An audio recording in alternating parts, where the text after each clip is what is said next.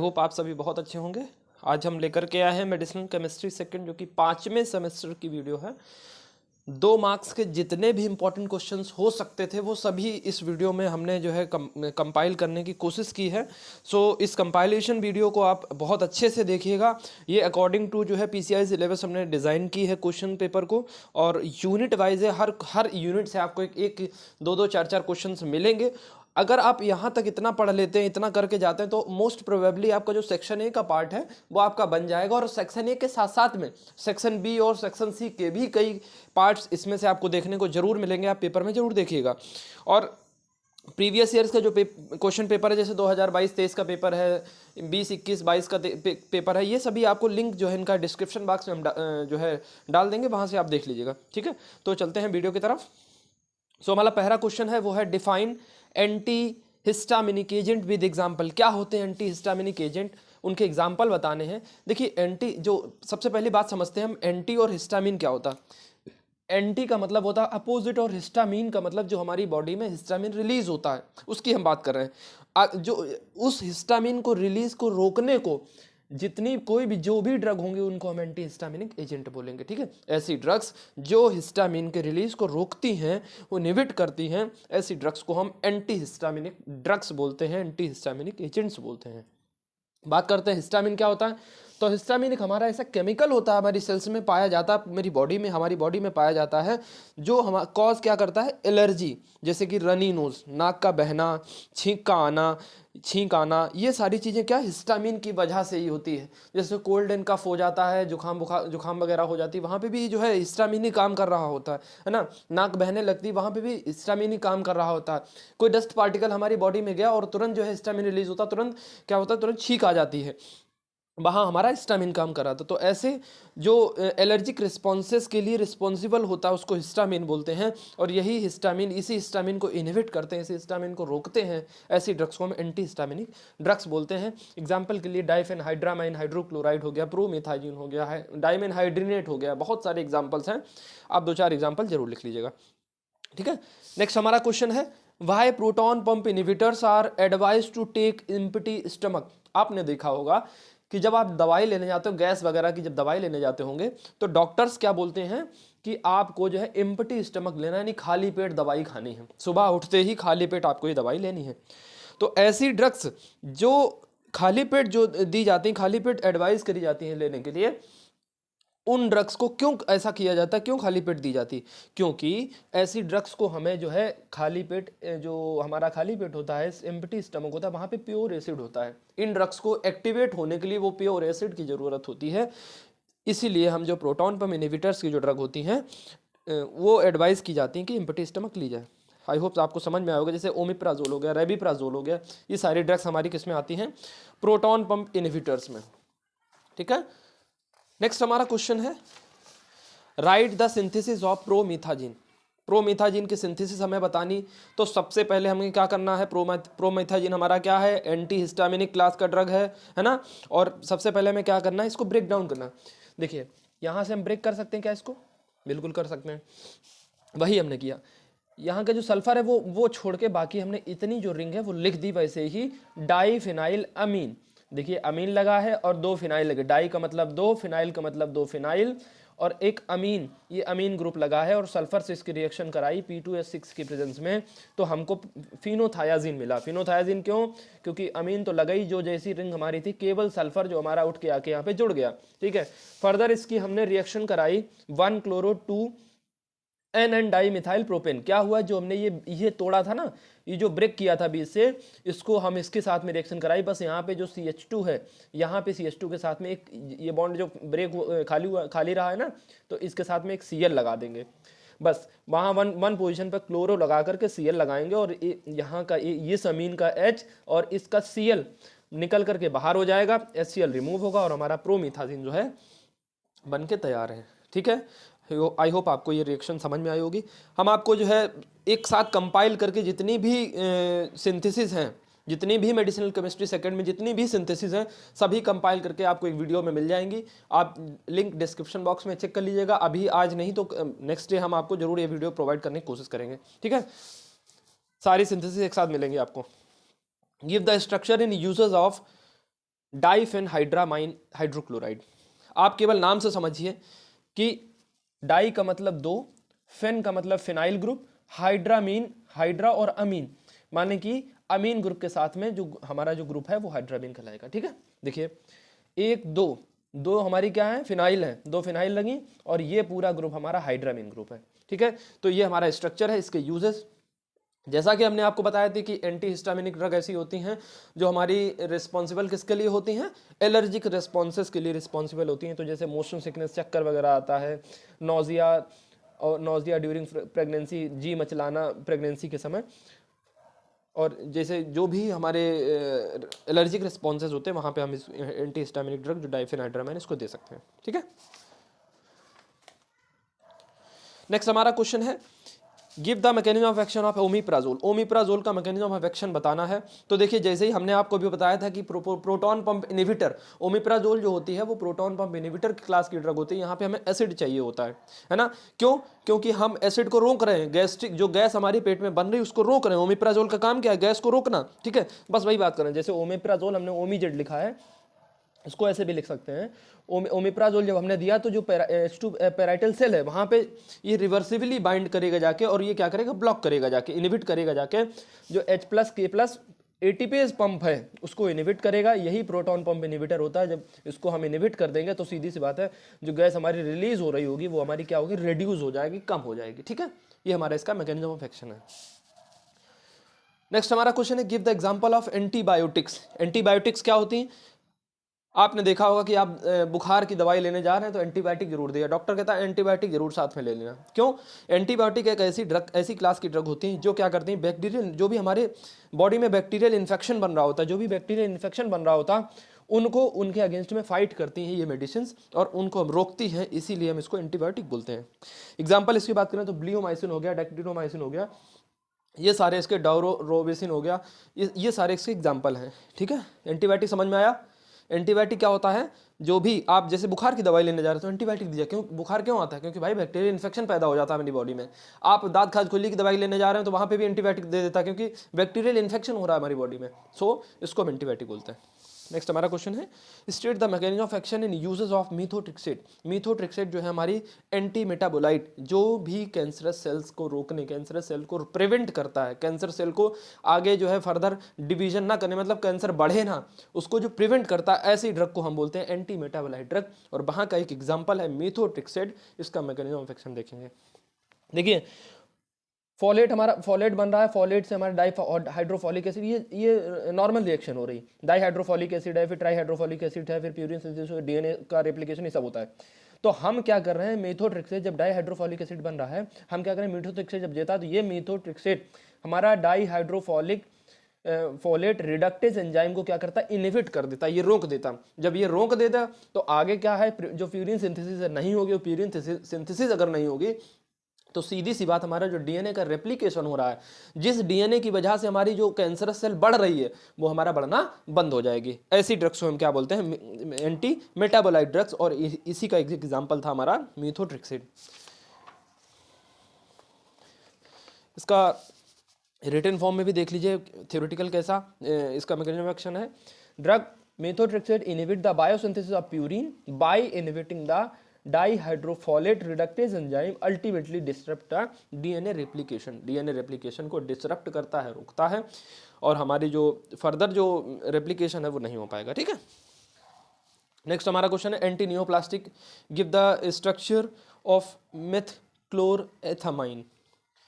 मेक्लोरेथामाइन का जो हमें स्ट्रक्चर देना, एंटी नियोप्लास्टिक एजेंट क्या होते हैं, एंटी नियोप्लास्टिक एजेंट ऐसे ड्रग्स होते हैं जो प्रिवेंट करते हैं abnormal growth of cancerous cells. अभी हमने एंटी मेटाबोलाइट पढ़ा था, वो भी प्रिवेंट कर रहा था, रोक रहा था, और ऐसे ही एंटी नियोप्लास्टिक ये कैंसरस सेल्स को रोकते हैं, एबनॉर्मल ग्रोथ जो बराबर बढ़ रही है, बराबर भाग रही है, बराबर जो है कैंसर हमारा बढ़ रहा है लगातार, उसको रोकता है। ऐसी ड्रग्स को हम एंटी नियोप्लास्टिक ड्रग बोलते हैं। और इसका एग्जाम्पल जो हमारे मेक्लोरेथामाइन, तो देखिए क्लोर से दो क्लोरीन हो गए, इथामाइन से मेथ एथ, तो दो इथामाइन, तो मेक्लोर इथामाइन हो गया। ठीक है, एग्जांपल है। नेक्स्ट हमारा क्वेश्चन है what are the anti anginal drug outline the structure of nitroglycerine. तो एंटी एंजाइनल ड्रग से समझिए, एंजाइना से समझिए, एंजाइना पेक्टोरिस। एंजाइना पेक्टोरिस क्या होती थी, ऑक्सीजन लेवल कम होना, हार्ट की डिसीज है जहाँ पे ऑक्सीजन लेवल कम हो रही है, ऑक्सीजन लेवल कंजप्शन कम हो रहा है, हमारा हार्ट बराबर ऑक्सीजन वहाँ तक नहीं पहुँच पा रही है, ऐसी जो बीमारी को हम बोलते हैं एंजाइना पेक्टोरिस, जो कि हार्ट डिसीज है, हार्ट में होती है। ठीक है, इसका एग्जाम्पल हमारा नाइट्रोग्लिसरीन है। सबसे पहले इसको हटा दीजिए। आप इस स्ट्रक्चर को अगर याद कर रहे होंगे, कभी देखा होगा, तो ये हमारा स्ट्रक्चर अगर OH OH OH यहाँ पे लगा है तो ये हमारा ग्लिसरॉल होता है। यही ग्लिसरॉल के साथ में जब नाइट्रो का हम 3 नाइट्रो लगा देते हैं ग्रुप अलग अलग जगह पे, तो इसको हम बोलते हैं नाइट्रोग्लिसरीन। नेक्स्ट, इसी का यूजेस अगर बात करें तो एंजाइना पेक्टोरिस हमारा इस्चेमिक हार्ट डिसीज में यूज किया जाता है। आपने देखा एंजाइना पेक्टोरिस हमारा इस्चेमिक हार्ट डिसीज की जो है डिसीज है। ठीक है, पार्ट है या डिसीज उसको बोल सकते हैं। अगला हमारा क्वेश्चन है, right the synthesis of आइसोसोर्बाइड dinitrate. आइसोसोर्बाइड dinitrate हमारा एंटी एंजाइनल ड्रग है। फिर हमने बताया आपको एंटी एंजाइनल ड्रग है। ये वैसोडाइलेटर की तरह काम करती है। हमारी जो भी वेसल्स पतली हो गई हैं, जो भी वेसल्स नैरो हो गई हैं, जो भी वेसल्स नैरो हो गई उनको क्या करता है, डायलेट करने का काम करता है, इस तरीके से बढ़ाने का काम करता है, ताकि ब्लड फ्लो जो हमारा बॉडी में है वो बहुत आसानी से बहुत अच्छे से हो सके। ठीक है, इसे हम एंटी एंजाइनल ड्रग्स बोलते हैं। ये हमारा स्ट्रक्चर है, 5 कार्बन की ये रिंग लगी, 5 कार्बन की ये रिंग लगी। इसको इस तरह शायद आपको समझ में नहीं आएगा, तो हमने इस तरह से लिखा है, 5 कार्बन की रिंग है। ठीक है, यहाँ पे एक इस पोजीशन पे एक O यहाँ पे लगा, इस पोजीशन पे एक O यहाँ लगा, ONO2 दो जगह पे लगे हैं। ऑल्टरनेट पोजीशन ही समझ लीजिए, दोनों की सेम पोजीशन पे लगा। देखिए, अगर इस रिंग को याद करें, इस रिंग को भूल जाए, इस रिंग को केवल देखें तो केवल पहली और तीसरी पोजीशन पे लगा है, और इस रिंग को भूल जाए तो इसको देखें तो पहली तीसरी पोजीशन पे यहाँ पे लगा है। बस इतना है, कोई कन्वर्जन नहीं, कोई चेंजमेंट नहीं है। ठीक है, इसको देखते हैं। डी ग्लूकोज की जब हम रिडक्शन कराते हैं, यहाँ पे प्लेटिनम और हाइड्रोजन जहाँ पे भी आपको मिल जाएगा इस तरह से, तो वहाँ पे क्या होता है, रिडक्शन होता है। ठीक है, ऑलवेज याद रखिएगा, रिडक्शन होगा। जब हम इसकी रिडक्शन कराते हैं तो डिस ऑर्बिटॉल बन जाता है। क्या चेंज आया, देखिए, CHO था, यहाँ पे CH2OH हो गया, यहाँ पे डिस ऑर्बिटल बना, और इसकी जब हमने जब हीट किया H2SO4 की प्रेजेंस में, तो हमें कुछ इस तरह का इंटरमीडिएट प्रोडक्ट मिला। और फर्दर हमने यहाँ पे देखिए OH और OH, बस इस पोजीशन पे याद रखिए, यहाँ पे ONO2 है, यहाँ पे OH OH लगा देंगे, और जब इसका फर्दर हम NO2 लगाना है तो सीधी सी बात हमें नाइट्रेशन करा देना है। नाइट्रेशन जब हमने कराया, NO2 जुड़ गया, H हट करके वाटर बाहर निकल गया, और NO2 हमारे यहाँ पे जुड़ गया। ठीक है, अगली बात करेंगे, describe the calcium channel blocker along with their uses. क्या होते हैं कैल्शियम चैनल ब्लॉकर, उसके एग्जांपल, उसके यूजेस क्या होते हैं, इसकी बात कर रहे हैं। तो देखिए, कैल्शियम चैनल ब्लॉकर एक ऐसे, आप नाम से ही समझिए कि कैल्शियम चैनल को, कैल्शियम का एंट्री जो है ब्लॉक कर रही है। जो कैल्शियम चैनल हमारी ब्लड वेसल्स में पाया जाता है, वहाँ पर कैल्शियम का जो एंट्री है उसको इनहिबिट कर रही है, रोक रही है। ऐसी ड्रग्स को कैल्शियम चैनल ब्लॉकर बोलते हैं। Drugs which inhibit the entry of calcium ions in calcium channel present in blood vessels and thus this cause the dilation। ये क्या करती हैं, डायलेशन कॉज करती हैं। ठीक है, समझ में आया आपको। डायलेशन का मतलब कि जो पतली, जो नैरो जो है हमारी ट्यूब हो गई थी, ब्लड वेसल्स हो गई, उसको क्या करता है, बढ़ा देता है, उसकी जो डायमीटर को है वो बढ़ाता है, डायलेशन कॉज करता है। डायलेशन कॉज करेगा तो सीधी सी बात हमारा ब्लड फ्लो है बहुत अच्छे से हो पाएगा। Used in the treatment of hypertension हो गया, एंजाइना पेक्टोरिस हो गया, इस सब में यूज किया जाता है। ठीक है, नेक्स्ट हमारा है, give the synthesis of uses of furosemide.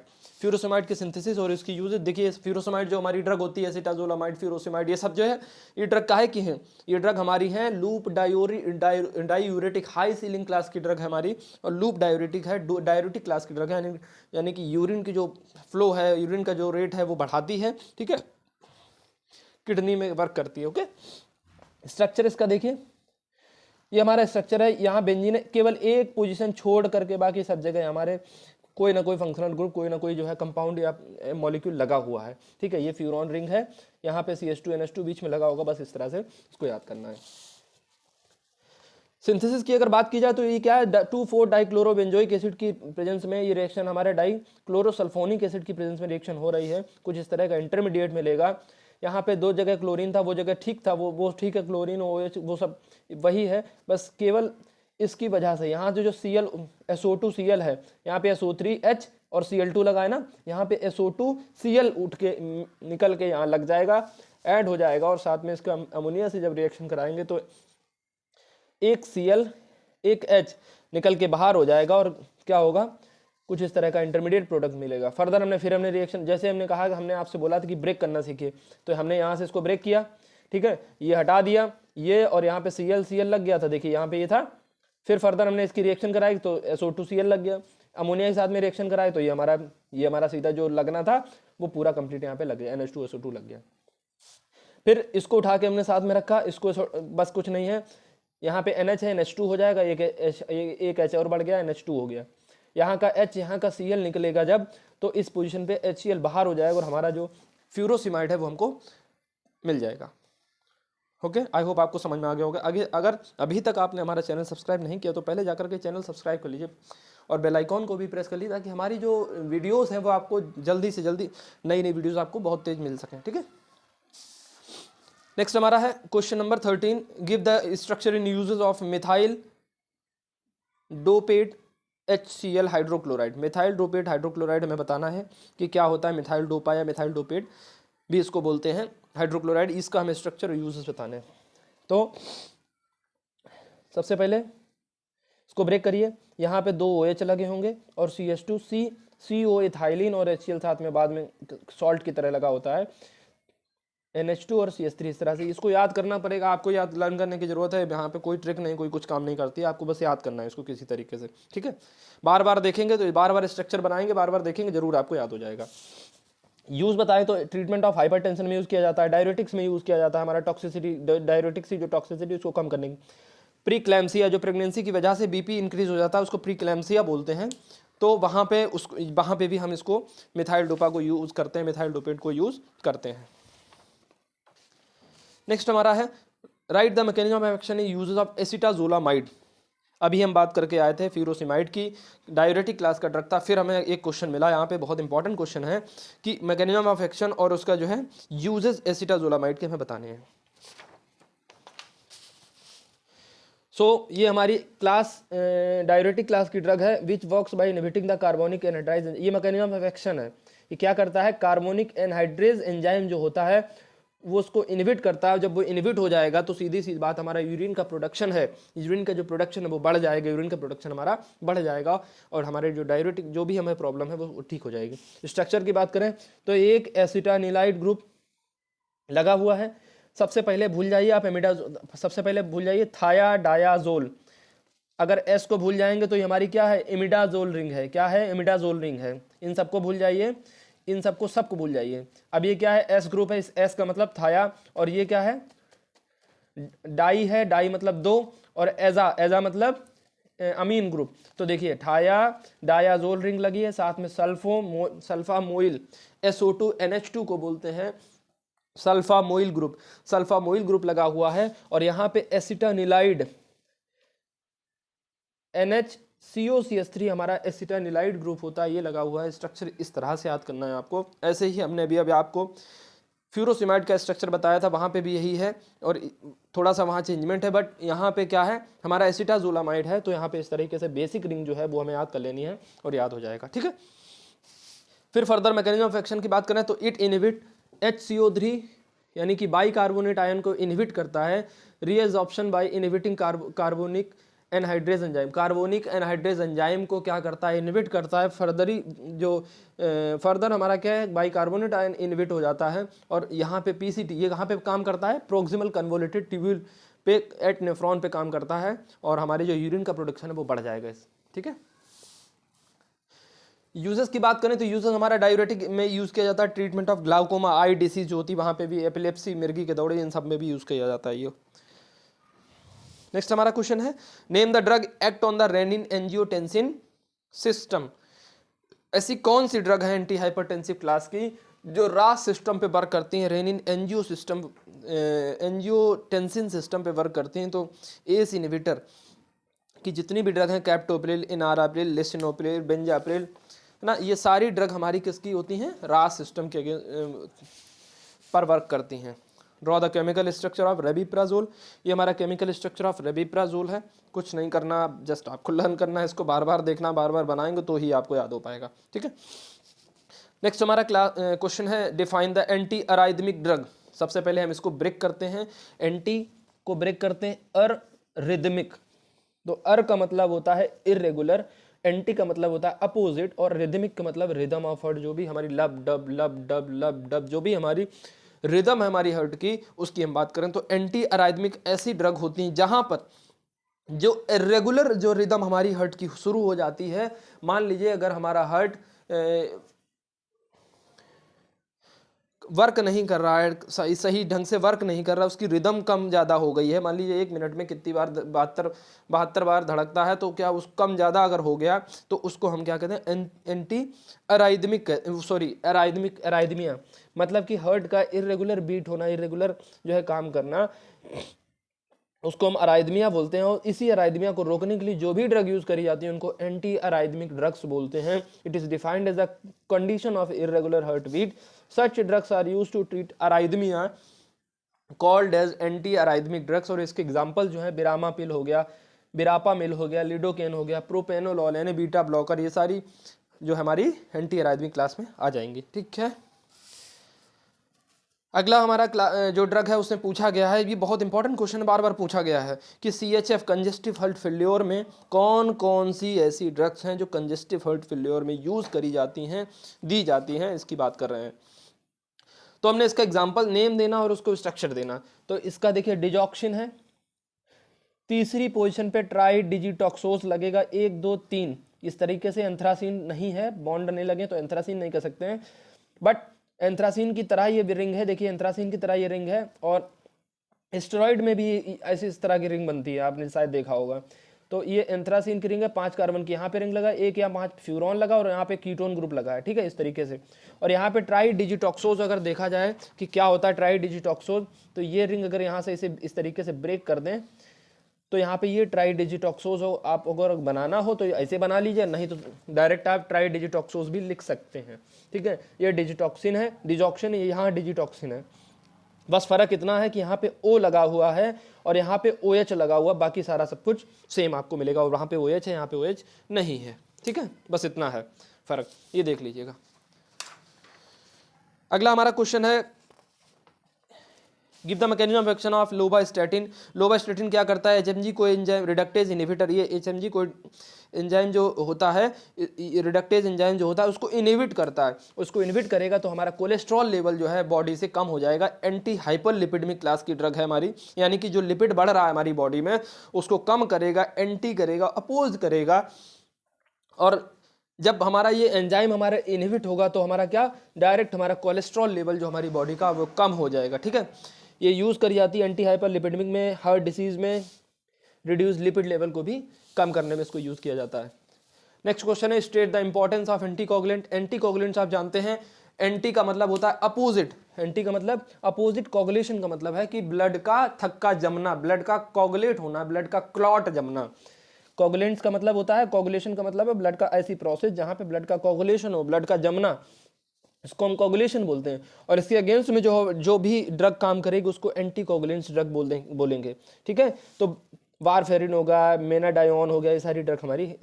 अब ये इसकी इंपॉर्टेंस की बात करें तो कोगुलेशन ऑफ ब्लड को कोगुलेशन में थ्रोम्बस, जो थ्रोम्बस का फॉर्मेशन है उसको रोकती है। थ्रोम्बस हमारा रिस्पॉन्सिबल होता है किसके लिए, कोगुलेशन के लिए, तो उसको रोकेगी। अब थ्रोम्बस जब हम रोक देंगे, थ्रोम्बस को ही हम नहीं निकलने देंगे, तो ये मैकेनिज्म ऑफ एक्शन भी हो जाता है कि अगर हम थ्रोम्बस को ही रोक देंगे, इसको ही प्रिवेंट कर देंगे, तो हमारा ब्लड वेसल्स जो है वो क्लॉट होने से रुक जाएंगी। और आप जैसे जानते हैं कि ब्लड ज़्यादा लगातार अगर बॉडी में क्लॉट होता रहेगा तो हार्ट के स्ट्रोक आना शुरू हो जाएंगे, हार्ट अटैक पड़ना शुरू हो जाएगा, है ना। आपने सुना होगा हार्ट अटैक पड़ गया तो मतलब कि वहाँ खून का थक्का कहीं ना कहीं जमना चालू हो गया, हार्ट हमारा काम नहीं कर पाया। तो ऐसी हमारी ड्रग है, उनको एंटीकोगुलेंट्स बोलते हैं। यहाँ पे देखिए मैकेनिज्म ऑफ एक्शन ऑफ आपको हमने समझाया, यूजेस भी आपको समझा दिया, इंपॉर्टेंस भी आपको समझा दिया, और इसकी डेफिनेशन भी हमने आपको समझा दी। एग्जांपल वारफेरिन और मेनाडायोन होता है। ठीक है, नेक्स्ट हमारा क्वेश्चन है, what do you mean by CHF congestive heart failure. इसको बोलते हैं ऐसी कंडीशन जहाँ पे हार्ट का प्रॉपरली वर्क नहीं करता और जो पंप है, जो ब्लड का पंप है वो प्रॉपर तरीके से नहीं करता जितना हमारी ज़रूरत होती बॉडी में, तो ऐसी हम जो है कंडीशन को कंजेस्टिव हार्ट फेलियर बोलते हैं। नेक्स्ट हमारा क्वेश्चन है, right the structure in uses of testosterone. Testosterone का स्ट्रक्चर अभी हमने आपको स्टेरॉयडल बताया था, स्टेरॉयड के जो है इस तरीके से तीन एंथ्रासीन इस तरीके से रिंग एंथ्रासीन टाइप रिंग लगी होती है, 5 कार्बन की रिंग लगी होती है, ऊपर OH, CH3 यहाँ पे डबल बॉन्ड और ये एक बॉन्ड बनेगा। बस इतना आपको याद करना है, बार बार ड्रॉ करेंगे, बार बार याद हो जाएगा। यूजेस की बात करें तो ये क्या होता है, हमारा मसल गेन में यूज़ करता है भाई पुरुषों के लिए, यानी कि मेल जो हमारा मेल बॉडी होती है उसमें हमें टेस्टोस्टेरोन लेवल बराबर चाहिए होता है ना, चाहे वो रिप्रोडक्शन के लिए, चाहे वो रिप्रोड्यूसिंग बॉडी के लिए, या फिर हम जो है मसल गेन करना। हमारी जो मसल्स, मेल की मसल टाइट और स्टफ क्यों होती है, क्योंकि वहाँ पे टेस्टोस्टेरोन लेवल ज़्यादा होता है। फीमेल्स में टेस्टोस्टेरोन लेवल बहुत कम होता है, लो लेवल होता है, बहुत कम होता है, ना के बराबर होता है। तो इसको हम यूज़ करते हैं मसल गेनर्स में, हमको मिल जाता है जो भी प्रोटीन पाउडर्स लेते हैं उसमें। प्रोस्टेट कैंसर, जो भी हमारा प्रोस्टेट ग्लैंड होती है जो रिप्रोडक्टिव पार्ट पेनिस के पास में, पेनिस में, तो वो जो है जो प्रोस्टेट, वहाँ पे प्रोस्टेट कैंसर का खतरा बराबर बना रहता है। तो ऐसे जो है टेस्टोस्टेरोन जो है दिया जाता है हमको बाहर से, तो हमारी प्रोस्टेट कैंसर में भी इसको यूजफुल होता है। अगला हमारा क्वेश्चन है, define the corticosteroid and the mechanism of action of prednisolone. कहा गया है कॉर्टिकोस्टेरॉइड बताना है और प्रेडनिसोलोन का मैकेनिज्म ऑफ एक्शन बताना। आपने कभी कभी सुना होगा कि जब आपको बहुत ज़्यादा आपकी तबीयत ठीक नहीं हो रही, बहुत दिक्कत हो रही, तो प्रेडनिसोलोन टाइप का, प्रेडनिसोलोन हमारा ऐसा ड्रग होता है, प्रेडनिसोलोन टाइप का। कॉर्टिकोस्टेरॉइड ऐसी ड्रग्स होती हैं जो क्या करती हैं, हमारी इमरजेंसी में यूज़ करी जाती हैं, है ना, इमरजेंसी में भी, और ज़्यादा प्रॉब्लम क्रिएट हो रही हो तब भी हम यूज़ करते हैं। तो ये हमारी कॉर्टिकोस्टेरॉइड ऐसी ड्रग और ऐसे हार्मोन प्रोडक्शन करती हैं जाकर हमारी एड्रेनल कॉर्टेक्स में, ये लैब में अलग से सिंथेसाइज करी जाती है। ठीक है, अब ये क्या, दर्द जैसे इन्फ्लामेशन हमारी बॉडी में बराबर बढ़ रहा है, तो हम प्रेडनिसोलोन, बीटामिथाजोन इस तरह की ड्रग्स देते हैं। ठीक है, इमरजेंसी में जो होता है। इसकी मैकेनिज्म ऑफ एक्शन की बात करें तो प्रेडनिसोलोन जैसे ही हम देंगे तो ये क्या करेगा, ग्लूकोकॉर्टिकॉइड रिसेप्टर से क्या करेगा, बाइंड करेगा। ग्लूकोकॉर्टिकॉइड रिसेप्टर से जब बाइंड करेगा, जो ल्यूकोसाइट और मैक्रोफेज बन रहे हैं उनको जमा होने से रोकेगा, और जब जमा होने से रोकेगा तो जो है हमारी कैपिलरी डायलेट हो जाएगी। कैपिलरी डायलेट होने से बचेगी, कैपिलरी डायलेट होने बचेगी तो सीधी सी बात है, काइनिन जो काइनिन प्रोटीन हमारी रिलीज हो रही थी वो रिडक्शन हो जाएगा, और जब रिडक्शन उसका हो जाएगा तो हमारा इन्फ्लामेशन जो है वो बंद हो जाएगा, दर्द होना बंद हो जाएगा, आराम से स्टॉपेज हो जाएगा। ठीक है, अगला हमारा क्वेश्चन है, what are the oral contraceptive. Oral contraceptive क्या होते हैं, तो देखिए ओरल का मतलब होता है माउथ, मुंह के द्वारा जो ले जाने वाली ड्रग है उनको ओरल बोलते हैं। कंट्रासेप्टिव का मतलब टू स्टॉप फर्टिलाइजेशन। भाई सीधी सी बात, अगर आप मान लीजिए, जस्ट एक एग्जांपल लीजिए कि कोई भी मेल फीमेल जब मेट करते हैं, इंटीमेट होते हैं, तो क्या करते हैं कि मान लीजिए बाई चांस आपने मान लीजिए कोई कंट्रासेप्टिव यूज़ किया, ऐसा बैरियर की तरह यूज़ किया, जैसे मान लीजिए कॉन्डोम वगैरह आपने यूज़ किया, बैरियर की तरह यूज़ किया, और उसके बाद भी वो जो है डिफेक्टिव निकल गया, स्पर्म का जो है एजाकुलेशन हो गया, अंदर एजाकुलेशन हो गया वेजाइना में, तो अब वहाँ से क्या फर्टिलाइजेशन चालू हो जाएगा। तो ऐसी कंट्रासेप्टिव पिल हम लेते हैं ताकि हम वो फर्टिलाइजेशन रोक सकें। ऐसी कंट्रासेप्टिव पिल को हम ओरल कंट्रासेप्टिव बोलते हैं, जैसे कि जिसमें drugs which are used to prevent fertilization और प्रेगनेंसी बाय एडमिनिस्ट्रिंग और taking drug by to the mouth, मुंह के द्वारा ऐसी ली जाने वाली ड्रग जो हमारी प्रेगनेंसी को रोकती हैं, ऐसी ड्रग्स को हम ओरल कंट्रासेप्टिव बोलते हैं। मेफिप्रिस्टोन, नॉर्गेस्टेरॉल, इस तरह की ड्रग्स को हम ओरल कंट्रासेप्टिव ड्रग के अंतर्गत रखते हैं। अगला क्वेश्चन हमारा, give the structure and uses of sildenafil. Sildenafil आप जानते हैं इरेक्टाइल डिस्फंक्शन क्लास की ड्रग है हमारी सिल्डेनाफिल। इसको भी बहुत हिंदी में समझिए कि जो हमारा मान लीजिए हमारा इरेक्टाइल डिस्फंक्शन, पहले समझते हैं होता क्या है। इरेक्टाइल डिस्फंक्शन एक ऐसी डिसीज होती है, मेल्स में पाई जाती है, कि जहाँ पे हमारा पेनिस है वो प्रॉपर तरीके से इरेक्ट नहीं करता है, प्रॉपर तरीके से इरेक्शन नहीं देता है, प्रॉपर तरीके से इरेक्ट नहीं करता है, तो वहाँ पे जो हम सिल्डेनाफिल, टडालाफिल, इस तरह की ड्रग को यूज करते हैं। ठीक है, अगर इस स्ट्रक्चर हमारा ये स्ट्रक्चर है, इसका मैकेनिज्म ऑफ एक्शन क्या करता है कि साइक्लिक ग्वानिसिन मोनोफॉस्फेट साइकिल जो काम कर रही है वहाँ पे क्या, ये CGMP से GMP बनता है और फिर इरेक्शन नहीं होता है, तब हम क्या करते हैं PD, जब हम सिल्डेनाफिल देते हैं तो PD5 एंजाइम हो वो इनहिबिट होता है। जब ये इनहिबिट होता है तो सीधे GMP जो है जो डायलेशन कॉज कर रहा है, डायलेशन कॉज करता है, जब ये इनहिबिट हो जाएगा तो ये भी काम करना कम करेगा।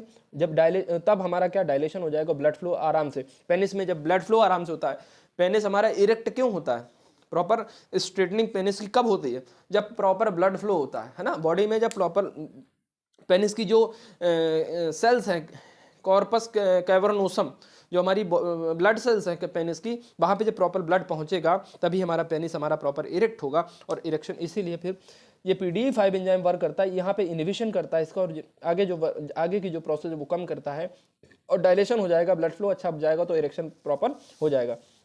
यूजेस की बात करें, it is use to treatment of erectile dysfunction, treatment in pulmonary arterial hypertension.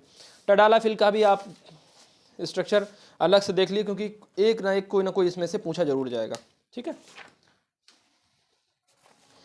Next हमारा क्वेश्चन है outline the synthesis of benzocaine. Benzocaine बहुत बार पूछा जाता है, बहुत बार पूछा भी गया है। इसको जरा देखिए, कुछ नहीं है, इस स्ट्रक्चर को ब्रेक कर लीजिए, यहाँ से इसको ब्रेक कर लीजिए, ठीक है, और इसको भी हटा लीजिए, केवल बेंजीन अलग कर लीजिए, बेंजीन में CH3 लगा दिया, टोलिन हो गया। अब क्या कर, नाइट्रेशन हमने कराया, नाइट्रेशन जब हमने कराया तो नाइट्रोजन हो गया, ये NO2 पैरा नाइट्रोटोलिन हो गया, देखिए CH3 ऊपर वैसे ही है। नाइट्रेशन जब कराया तो नाइट्रेशन में आप जानते हैं NO2 लगता है, तो पैरा नाइट्रोटोलिन हो गया। फर्दर ऑक्सीडेशन कराया तो ऑक्सीडेशन कराएंगे तो ये हट जाएगा, COH बन जाएगा, ठीक है, पैरा नाइट्रोबेंजोइक एसिड बन गया। अब हमने क्या किया, स्टेरिफिकेशन कराया इथेनॉल के साथ में, इथेनॉल के साथ में रिएक्शन कराएंगे तो यहाँ का H और यहाँ का OH हट करके वाटर बाहर निकालेगा, और ये CH2H5 जो हमारा यहाँ पे जुड़ जाएगा। इसकी फर्दर हम क्या करेंगे, अब रिडक्शन कराएंगे, हमको चाहिए क्या, NH2, हमको NH2 चाहिए, है ना। तो यहाँ पे क्या करें, हम इसका रिडक्शन जब कराएंगे तो सीधी सी बात ये वाला है, ये हमारा बेंजोकेन में कन्वर्ट हो जाएगा, ठीक है। यहाँ पे जो NO2 था, ये NO2 हमारा किसमें, NH2 में कन्वर्ट हो जाएगा, हमारा बेंजोकेन जो हमारा बनके तैयार हो जाएगा। इसी के साथ हमारा नेक्स्ट क्वेश्चन है, वो है कह रहा है कि advantage of amide local anaesthetic over Easter local anaesthetic. क्या एडवांटेज होता है अमाइड और ईस्टर लोकल एनेस्थीसिया में? वो कि अमाइड जो होता है वो जो हमारा स्टेबल होता है, अच्छा स्टेबल होता है देन ईस्टर हमारे कम स्टेबल होते हैं, अनस्टेबल होते हैं। Duration of action of Easter linkage ज़्यादा होती है और अमाइड से कम होती है, अमाइड की कम होती है और ईस्टर की ज़्यादा होती है, ये होता है, ठीक है। इसी सीरीज में अगला क्वेश्चन हमें define the anti diabetic drug. Anti diabetic drug आप जानते हैं कि जो डायबिटीज को क्योर करें, ब्लड में ग्लूकोज लेवल को कम करें, ऐसी ड्रग्स को हम एंटी डायबिटिक ड्रग बोलते हैं। इनके एग्जांपल मेटफॉर्मिन, टॉलब्यूटामाइड, ये सारे इसके एग्जांपल होते हैं। इसी सीरीज में हमारा नेक्स्ट क्वेश्चन है, वो है हमारा एंटी डायबिटिक क्लास का ही, state the mechanism of action of metformin. अभी हमने एग्जांपल बोला था, इसी एग्जांपल का मेटफॉर्मिन का हमको क्या मैकेनिज्म ऑफ एक्शन बताना है। तो ये बायोगोनाइड्स क्लास की ड्रग होती है एंटी डायबिटिक में। इसकी जो मैकेनिज्म ऑफ एक्शन है मेटफॉर्मिन, कैसे हमारा ब्लड के ग्लूकोज लेवल को कम करता है। देखिए मेटफॉर्मिन जब हमने दी तो ये क्या करता है, जो इनहिबिट एरोबिक ATP सिंथेसिस। अब एरोबिक ATP सिंथेसिस से हमारी क्या होती है, बला क्या होती है, देखिए ग्लूकोज हमारा पायरुवेट में कन्वर्ट होता है। जब इसका ग्लूकोज ये क्या ब्रेकडाउन जब उसका होता है तो पायरुवेट से हमारी एनर्जी, ये एनर्जी में डिवाइड करता है। एनर्जी क्या, पायरुवेट एक एरोबिक एनर्जी होती है, एरोबिक रेस्पिरेशन होता है, एक एनारोबिक रेस्पिरेशन होता है। तो एरोबिक जो सिंथेसिस होती है वहाँ पे क्या 36 ATP मिलता है, ठीक है। और एनारोबिक यानी ऑक्सीजन की एब्सेंस में, यहाँ पे ऑक्सीजन की प्रेजेंस है, यहाँ पे ऑक्सीजन की एब्सेंस है।